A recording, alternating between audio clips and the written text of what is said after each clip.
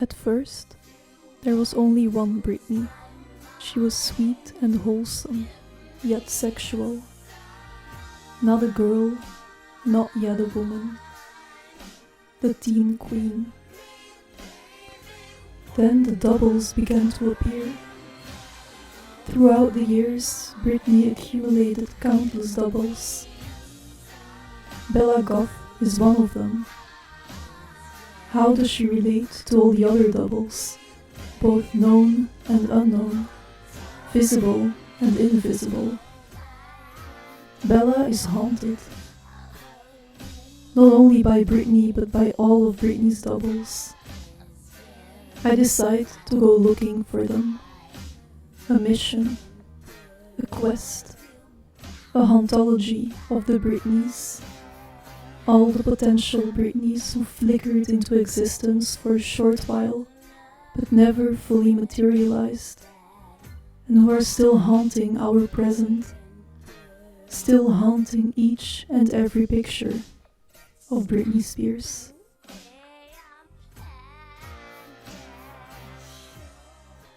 It started in a music video for Lucky. The song is about a famous, beautiful young starlet called Lucky, who underneath all the glitter and glamour is lonely and deeply unhappy.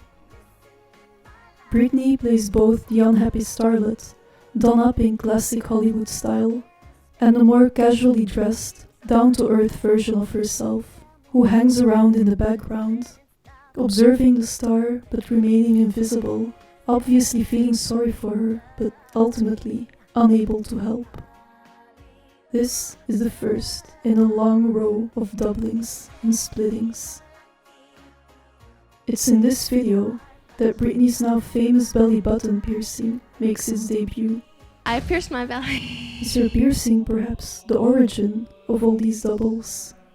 A tear in the fabric of time and space, causing what Mark Fisher has called world hemorrhaging, where different worlds, parallel universes, dream and reality, different ontological levels all start bleeding into each other. Is the piercing a wormhole between realities? The second of Britney's doubles was born in 2004. First, there was the video for her song Do Something, which is the only one of her videos she co-directed. She did so not under her own name, but under the name Mona Lisa. She said, "I kinda think she's like my alter ego. Whenever I feel like being mean or possibly like busting people around to get stuff right, it's kinda easier to be called Mona Lisa instead of Britney." And later that year, she made a song called Mona Lisa, which she wrote and brought to a radio station herself to get it played. The record company never released it as a single or on a regular CD. In one version of the song, she sings,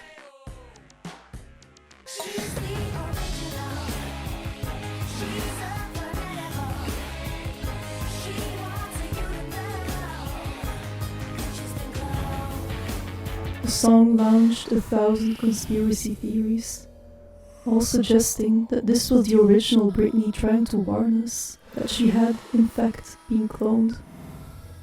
The real conspiracy, however, might just be the fact that a grown woman was not allowed any control over her life and creative career, because she was too valuable. There were always more dollars to be squeezed out of her.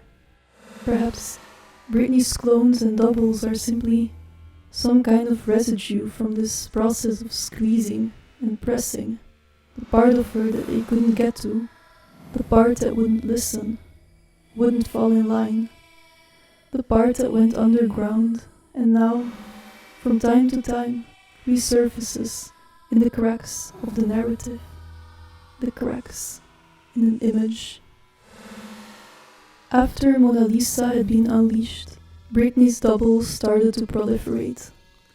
There was Pink Wig Britney, or Wigney, who roamed the freeways, gas stations, and late-night pharmacies of Los Angeles in 2007 and early 2008. Whitney would speak in a British accent and act differently from Britney. You're making fun of me. Oh, my top's gonna come off and it's not a good thing. Careful. Okay. Okay, put that down there. I thought you had that too. Just like. Is still zien happening, Britney?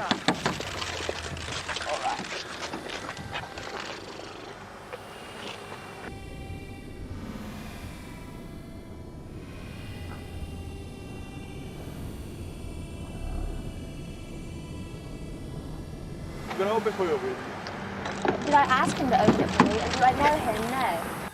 It is said that Whitney would drive around for hours on the labyrinthic freeways of LA, aimlessly, or perhaps looking for something mysterious and unknowable. Britney's music videos, throughout the years, have consistently featured doubles.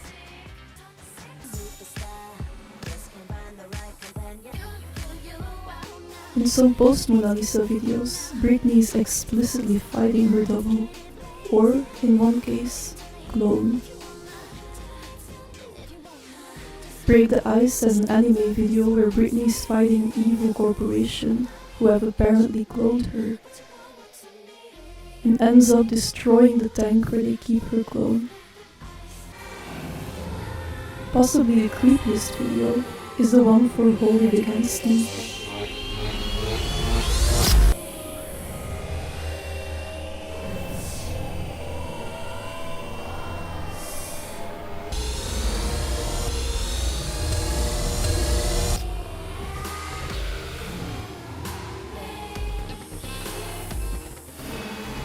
Again, the opening up of a wormhole, a tear in the image, through which the clones and doubles come in, possibly from another dimension.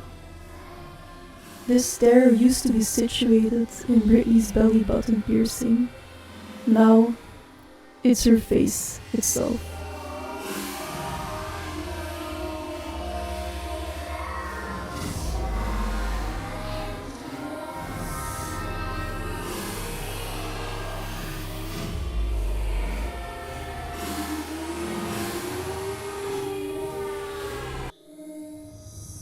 But where and when do all these Britneys coincide? Where and when does Britney's dark, insubordinate, rebellious, mutinous double come to the surface, reveal herself in one glorious and blinding flash of transcendence? This is the place-time I go looking for now, hoping that in doing so, something will reveal itself to me, some trace, some residue of psychic energy. 16 February 2007. 7 p.m. Tarzana, California was getting dark. It was that sinister time the French call entre chien et loup, when the world turns onto its wilder side. Esther's haircutting studio had shut for the night. That didn't stop Britney Spears. She strode up to the door and demanded admission. Britney entered, trailing mucky black locks, and behind them a couple of tall bodyguards. She was on a mission. She grabbed the shears and started shaving her head. As she did so, a crowd gathered outside to watch. When she was halfway through, like a monk with a mullet, she turned to her audience and beamed a sustained smile.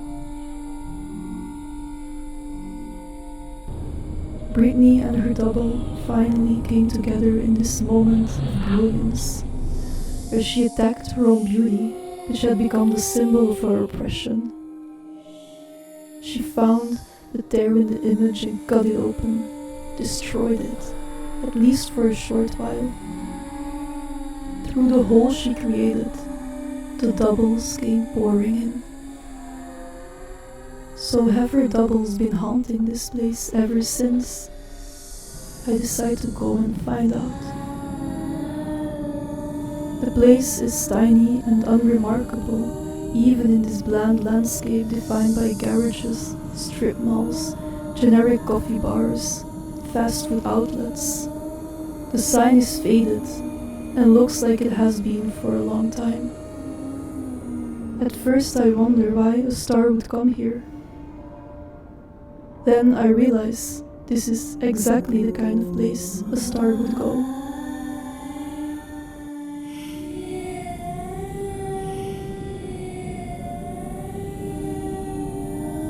And here, without planning for it or asking myself why, I insert myself into the narrative. Standing on the driveway, too scared to go inside and ask for a buzz cut, I am overcome by the impulse to cut off a lock of my own hair.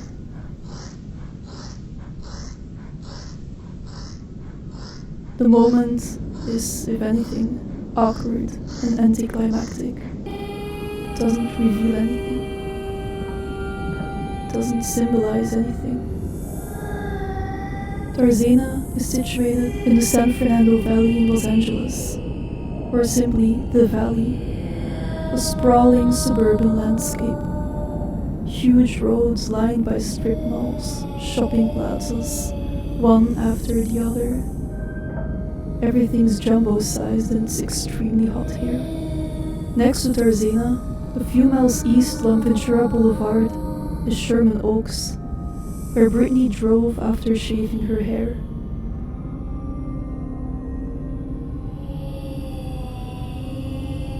She got a cross tattooed on her hip and a pair of pink lips on her inner wrist.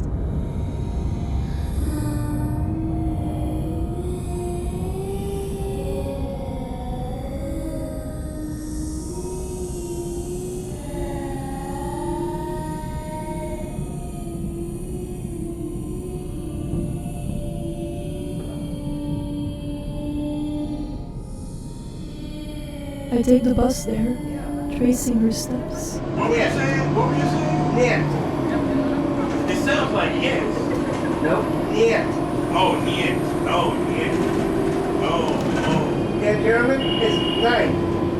I observe my surroundings, imagining I'm seeing what she saw in her moment of distress and pain.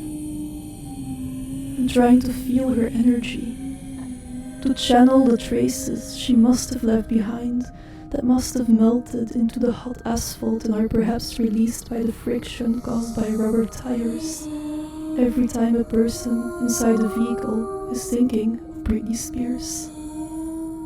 The tattoo parlor no longer exists. It looks like they're converting it into a pizza place.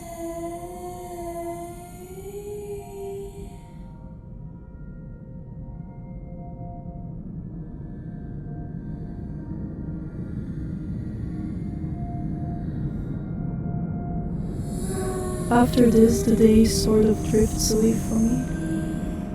It's extremely hot, so I go for iced coffee in the strip mall and a mediocre vegetarian burger in a fast food place, channeling Britney's well-known love for fast food. And I wonder if today I was trying to become Britney's double myself, or perhaps her shadow, following her with a 12-year delay. The shadow seeping through the years, and through all the layers of scar tissue that have grown on the hole Britney created when she ripped her own image apart. But now the cherry trees along Ventura Boulevard are blossoming, and pink flowers are drifting through the air. And remembering that Britney's favorite color is in fact pink, just like mine, I think of Mona Lisa and all her shadowy sisters. And I hope they will resurface once more, in one incarnation or another.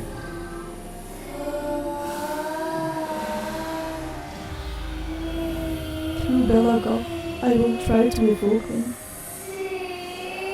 I will read the signs, try to interpret the stars.